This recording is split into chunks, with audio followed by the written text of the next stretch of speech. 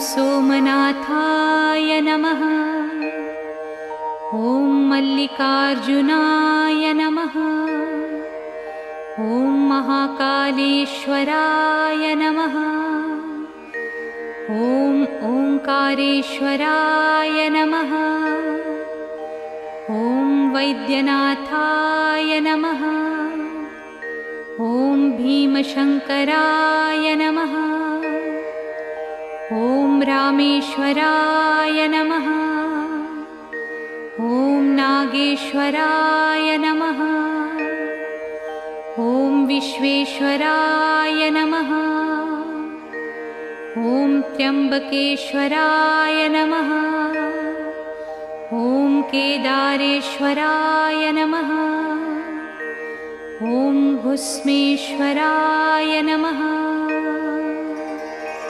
ॐ